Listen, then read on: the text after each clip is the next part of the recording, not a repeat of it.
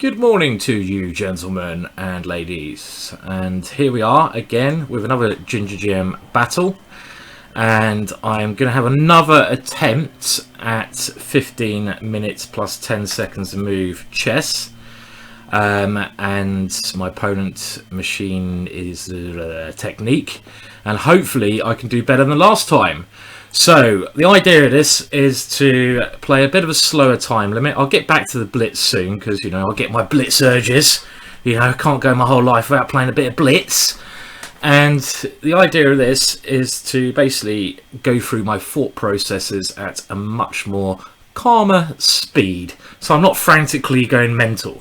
So here we have the d4, d5, and we have the exchange queen's gambit. Now, in my DVD, which is coming up, just been edited at the moment, and which is going to be 12 hours of covering the whole of d4, I recommend this line with knight to c3. So I better play my recommendation. And generally, in the whole of the DVD, I go for very sharp variations where I give up a pawn. But my opponent has played a very dubious line here because he's allowed me to just capture back on c4 without any trouble whatsoever. So of course here I'm going to be quite nicely better with two pawns in the centre of the board. I'll have a quick analysis of the game afterwards, but it's clear to see I have a nice small advantage here. Two central pawns, better to have central pawns, bit more space, better development. Look at my opponent's pieces. My opponent's pieces haven't got very good squares. The bishop on c8, not on a very good position, and it's stuck behind his pawns. He should have moved it to g4 maybe.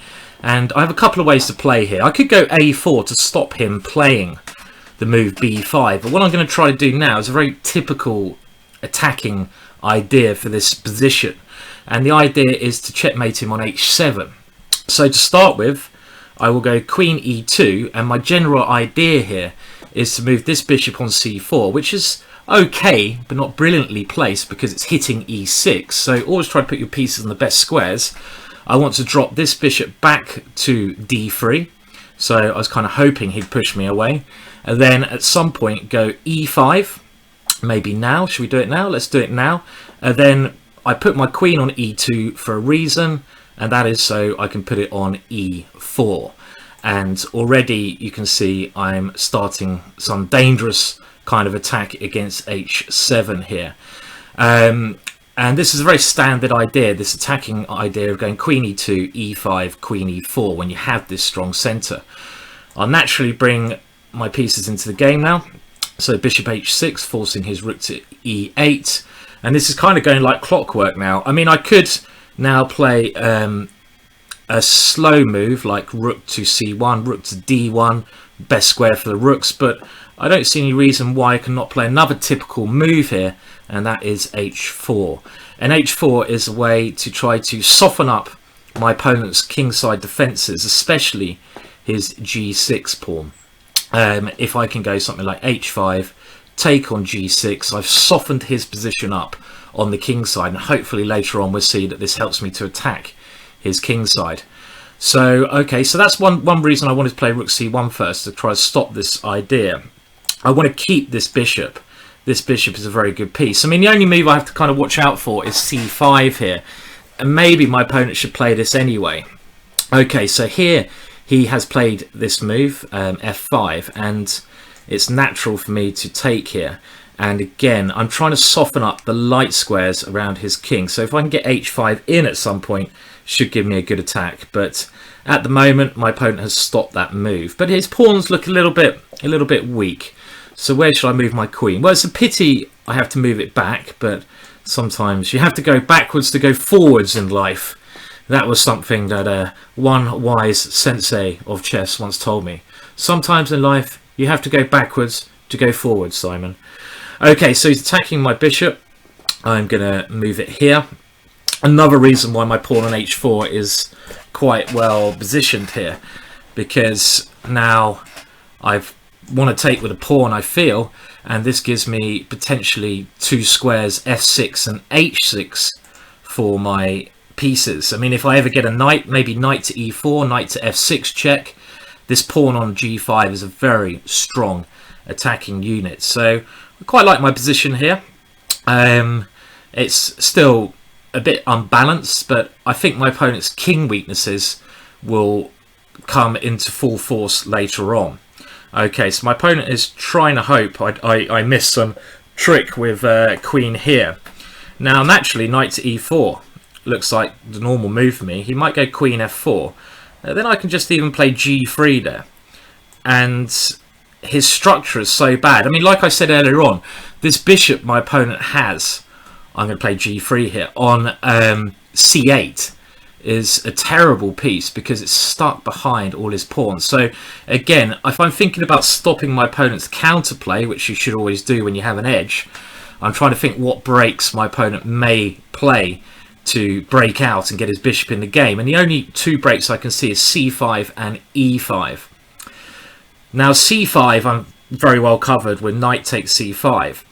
So e5 is a move I need to watch out for. But here I have some very interesting tactical opportunities. My opponent's position is just crumbling, I feel. I can go knight to e5, and if he takes on e5, knight to f6 check, and I get my knight to this extremely strong square on f6. So this is looking very bad for my opponent. This is not like a proper 15-minute game. This is going too quick. But at least if I need the time to talk, I have the time, which is quite handy. Okay, so here I'm winning at least the exchange if I take on e8, next move. I can also just simply not even win the exchange, take back on e5 and keep my strong knight here, which is quite tempting, and go for the attack. I mean, the sensible way to play would be to take on e5, take on e8, take on e5 and play like that. I mean, you've got to always think of other options here. And other options, very tempting, is to take with a pawn, and after something like rook d8, try to home in on his h7 pawn with king g2, rook h1, and do this. I've got to be a bit careful. Again, I'm thinking later on, if I put my king on g2, he might go c5. So let's just calculate. So if I go pawn takes knight, let's say rook to d8, and then king to g2, c5, trying to get his bishop to b7, rook to h1, bishop b7 check, bishop to e4, and then he might be able to go queen takes e5 there because of the pin on my queen, rook takes h7 check, king to f8 only move. So do I have a good way to win that? Well, I can bring my other rook in, and that looks very dangerous. So I'm not even going to take his rook here. I'm just going to go for more from the position. Taking his rook was probably the sensible way to win, but this is a slightly more interesting way to win. Okay, so he's moved his rook there, which is a wise choice to defend against my idea. Can he hear me? Can he hear me? Okay, so now, I mean, I should have taken that rook, shouldn't I? I mean, that's quite clear, I think. But because now my plan doesn't work so well. I mean, I can go queen f3 when he has to move his king to g7, and then okay. Well, my opponent, I mean, it was a bit silly not to do the correct move. I mean, bishop e4 is a move I'd like to play, but I don't think I want to give away this pawn on e5. So, I mean, king g2 loses a lot of its power now, so I certainly haven't played this as well as I should have.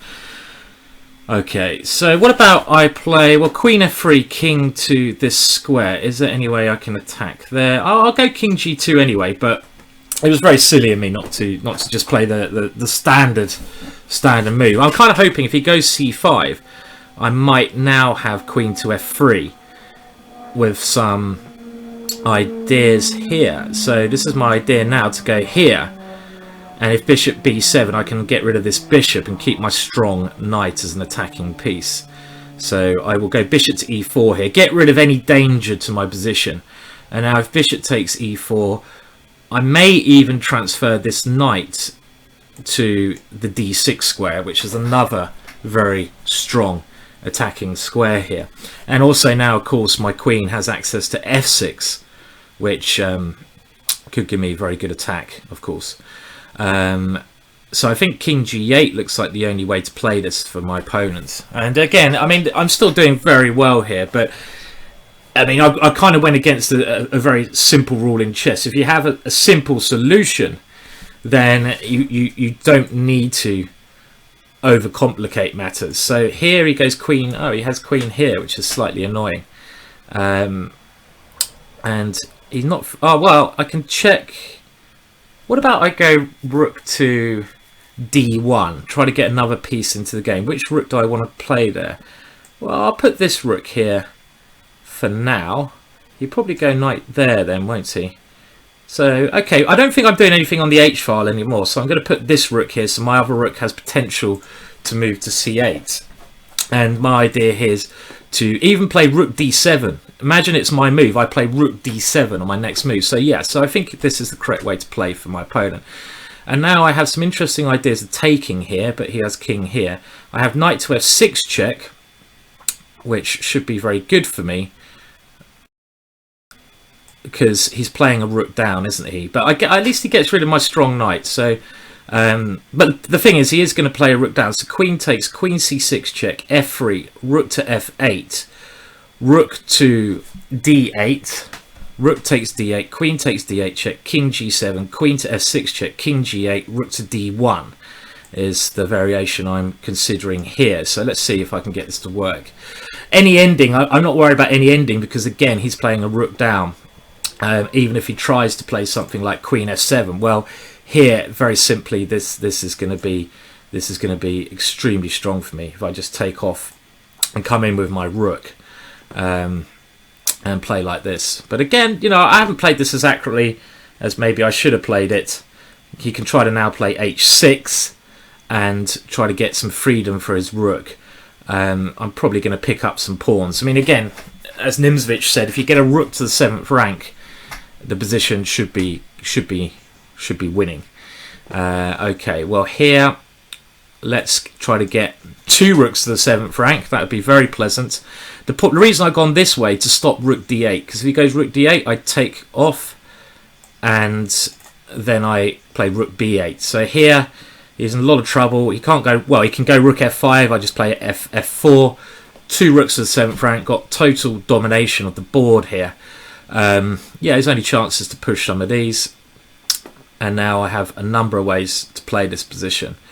So, I mean, simply taking this pawn can't be a bad choice.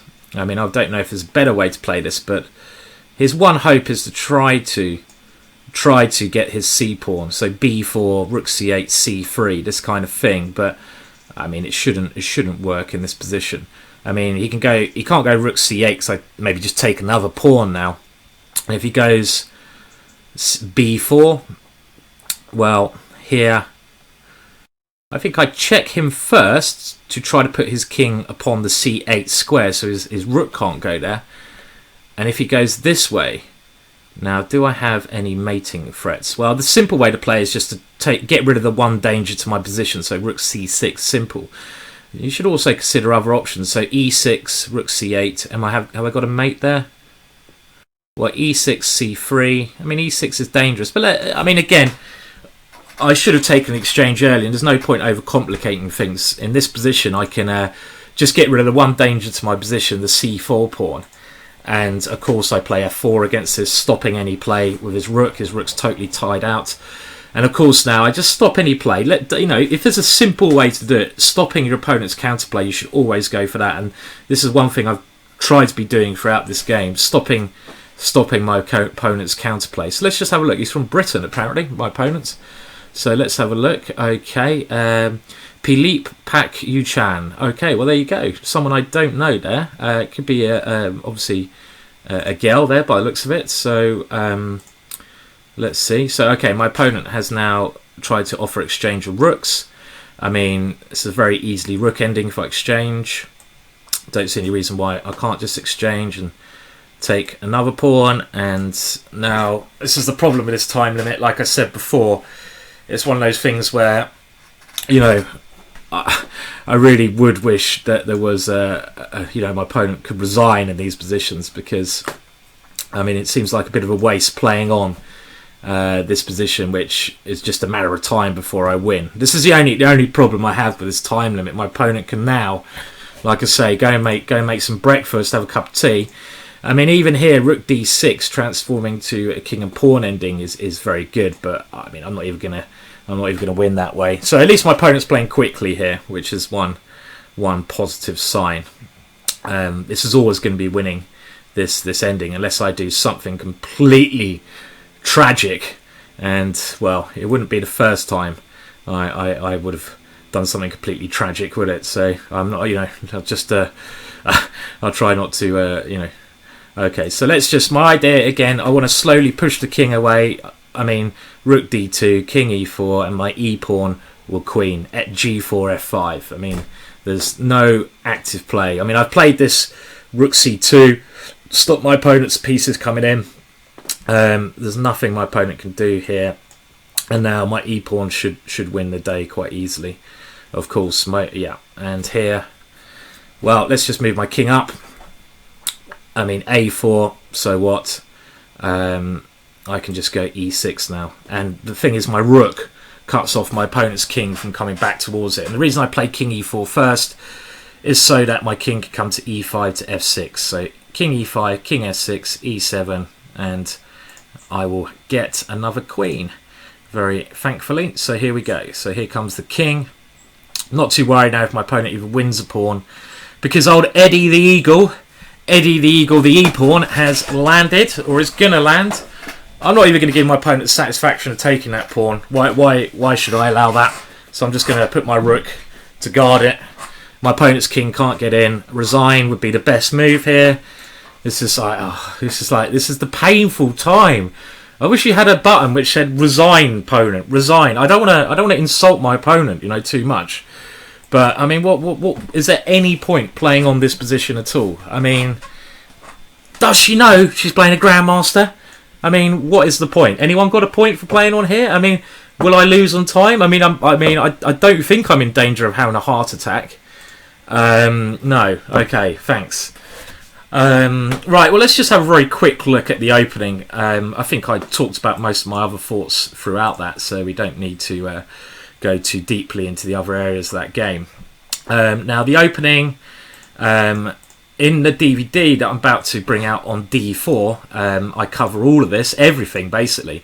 And now here, knight to c3 is a gambit line, and my opponent's e6 move is just a bad move. The best way to play here is for either black to go c6 or a6, because the one trump black has is an extra pawn, and black should try to hold on to this for dear life. So for example, a6, e4, b5. And I like these kind of gambit positions where white has a good centre and a good centre to attack. And if you've seen some of my other videos, I've had this in some other games where I just go e5 and a4. These two punches, e5, a4. You punch with e5 and you punch with a4. These two moves are very good. But my opponent should play this anyway, because in the game, I mean, you have to remember in chess, you can't just give away things without getting any compensation. And here, bishop to b4 would now bring the opening into, I believe, the Vienna gambit, where I now play bishop takes c4, which is another variation. Again, this is all covered on the DVD. Instead, my opponent just simply played bishop to e7, and after bishop takes c4, well, I think it's clear to see that this is a horrible position for black already. I mean, I have the centre, my opponent has no counterplay, my opponent's pieces are bad, and now we see me go for this plan. Nice plan, h7 as a target, so I want to get this battering ram on b1, and, this battering ram with my bishop and queen. How do I do that? Well, I want to put my queen onto the e4 square, and that's exactly what happens. My queen comes to the e4 square, and already here my opponent in diabolical problems. Okay, well that was one game there, so let's just see. Maybe that's enough for now. I'll leave that one for now, and I'll try to do another separate video soon. So thank you for viewing. It was a nice sort of, shall I say, simple game. Nice to win a bloody game. And I will let me know again what time limit you guys prefer. It's quite hard to get a 10-minute game because my rating's a bit too high, if you know what I mean, on this. But yeah, let me know and I'll try to do another game. But let's keep it short and sweet today. and I'll be back with more soon. Thank you very much for viewing. Any likes, subscribes and visits to my website would be great. There is a donate button on my website, or you can buy a DVD if you feel the urge, and we all get the urges now and again. Cheers.